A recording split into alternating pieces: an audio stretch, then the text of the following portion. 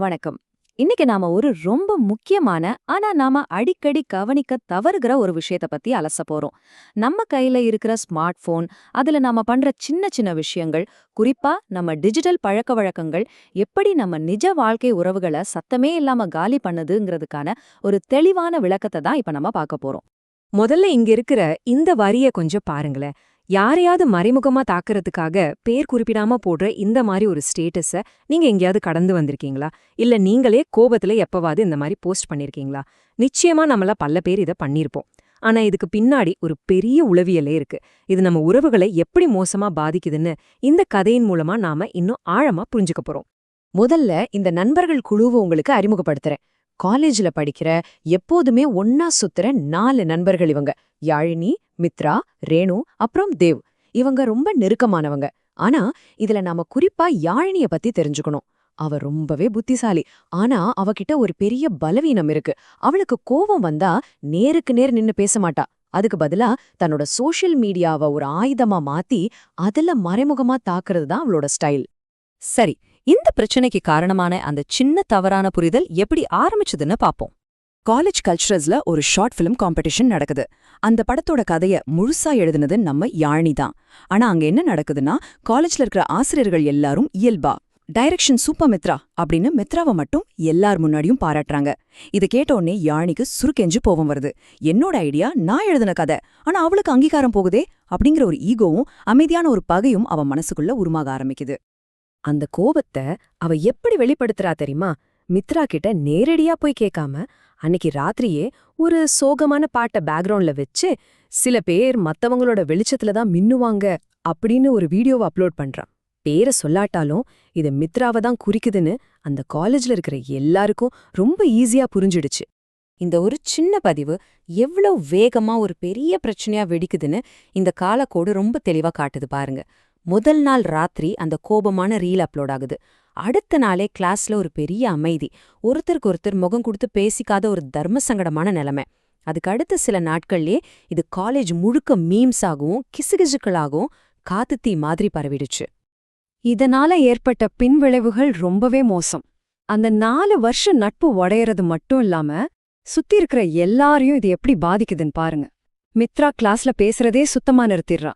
ரேணுவுக்கு இதெல்லாம் பார்த்து ரொம்ப சங்கடமா போயிடுது. தேவ் 2 பக்கமும் பேலன்ஸ் பண்ண முடியாம ரொம்பவே தவிக்கிறான். இது பத்தாதுன்னு மித்ரா யாழினியோட கதையை திருடிட்டான்னு காலேஜ்ல கண்டபடி வதந்திகள் வேற பரவ ஆரம்பிச்சிடுச்சு. இப்போ நாம ரொம்ப முக்கியமான அந்த மறைக்கப்பட்ட உண்மை வெளிவர போற பகுதிக்கு வருவோம். ஃபேக்கல்டி ரூம்ல இருக்கும்போது யாழினிக்கு ஒரு பெரிய உண்மை தெரிய வருது.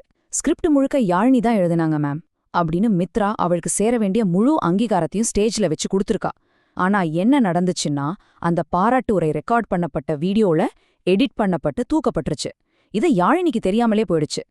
இத கேட்ட அந்த செகண்ட் யாழினிக்கு எப்படி இருந்திருக்கும்னு கொஞ்சம் யோசிச்சு பாருங்க. தன்னோட 4 வருஷம் நெருங்கிய நட்பு வெறும் ஒரு எடிட் பண்ணப்பட்ட வீடியோ, தன்னோட சின்ன ஈகோ, அப்புறம் கோவத்துல போட்ட ஒரு இன்ஸ்டாகிராம் ரீல், இதனால சுக்குநூறா உடஞ்சு போச்சேன்னு நினைக்கும்போது அவளுக்கு அவ்ளோ பெரிய ஒரு குற்ற உணர்ச்சி வருது. ஆன்லைன்ல தான் ஒரு பாதிக்கப்பட்டவள் மாதிரி அவ உருவாக்குன அந்த பிம்பம் முழுக்க முழுக்க பொய்ன்னு அவளுக்கு அப்பதான் உரைக்குது. பொது வெளியில அவமானப்படுத்தினதுனால ஏற்பட்ட அந்த தனிப்பட்ட வலிய பத்தி நாம இப்போ பார்க்கலாம். அன்னைக்கு ராத்திரி முழுக்க யாழினி இருட்டுல உட்கார்ந்துகிட்டு போன்ல பழைய போட்டோஸ பாத்துக்கிட்டே அழறான். முறையா அவ எந்த போஸ்டும் போடல. அடுத்த நாள் கேன்டீன்ல யாழினி தன்னோட போனை டேபிள் மேல வச்சுட்டு மித்ரா கிட்ட மனசார மன்னிப்பு கேக்குறா. அப்போ மித்ரா சொன்ன அந்த பதில் இருக்குல்ல, உன் அமைதி என்ன காயப்படுத்தல யாழினி, எல்லார் முன்னாடியும் என்ன காயப்படுத்தினதுதான் ரொம்ப வலிச்சது. இதுதாங்க நம்ம எல்லாரும் கத்துக்க வேண்டிய ஒரு முக்கியமான பாடம். நேரடியா பேசாம உலகமே பாக்குற ஒரு இடத்துல ஒருத்தரை காயப்படுத்துறது எவ்வளவு பெரிய வலிய கொடுக்கும்னு இது நமக்கு ரொம்ப தெளிவா உணர்த்துது. இதிலிருந்து வெளியே வர மியூட் பட்டன் அப்படிங்கிற ஒரு சூப்பரான தீர்வை பத்தி நாம தெரிஞ்சுக்கணும். இந்த சம்பவத்துக்கு பிறகு தன்னோட உறவுகளை காப்பாத்திக்க யாழினி ஒரு புது ரூலை ஃபாலோ பண்ண ஆரம்பிக்கிறா. ஸ்டெப் 1, கோபம் வந்தா முதல்ல போனை மியூட்ல போடுறது. ஸ்டெப் 2, ஆழமா ஒரு மூச்சு விடுறது.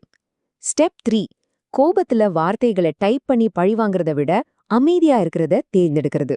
ஆமாங்க, டிஜிட்டல் உலகத்துல எந்த ஒரு ரியாக்ஷனும் கொடுக்காம அமைதியா இருக்கிறதே பல நேரங்கள்ல நாம எடுக்கக்கூடிய மிகச்சிறந்த ஆக்ஷனா இருக்கும்.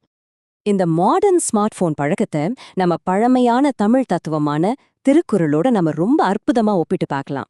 அடக்கும் அமரருள் உய்க்கும், அடங்காமை ஆரருள் உய்த்துவிடும். அதாவது தன்னை அடக்கி ஆளும் அந்த சுய கட்டுப்பாடு ஒருவனை தேவர்களுக்கு ஒப்பாக உயர்த்தும். ஆனா அந்த கட்டுப்பாடு இல்லைன்னா அது நம்மள மீள முடியாத இருட்டுல தள்ளிடும். அப்போ உண்மையான பலம்னா என்ன? கோபத்துல ஒருத்தரை பப்ளிக்கா அசிங்கப்படுத்தவோ காயப்படுத்தவோ உங்ககிட்ட எல்லா அதிகாரமும் ஃபோன் அப்படிங்கிற ஆயுதமும் கையில இருக்கும்போது அதை செய்யாம தவிர்த்துட்டு அமைதியா இருக்கீங்க பாருங்க, அதுதான் உண்மையான பலம். அதுதான் உண்மையான சுய கட்டுப்பாடு அப்படிங்கறத இந்த பழமையான தத்துவம் நமக்கு மாடர்ன் காலத்துக்கும் ஏத்த மாதிரி புரிய வைக்குது.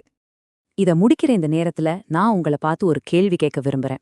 அடுத்த முறை நீங்க கோவத்துல உங்க போனை எடுக்கும்போது கொஞ்சம் யோசிச்சு பாருங்க. நீங்க பண்ண போற அந்த டைப்பிங் உங்க அமைதியை விட அதிகமான காயங்களை ஏற்படுத்துமா அப்படின்னு.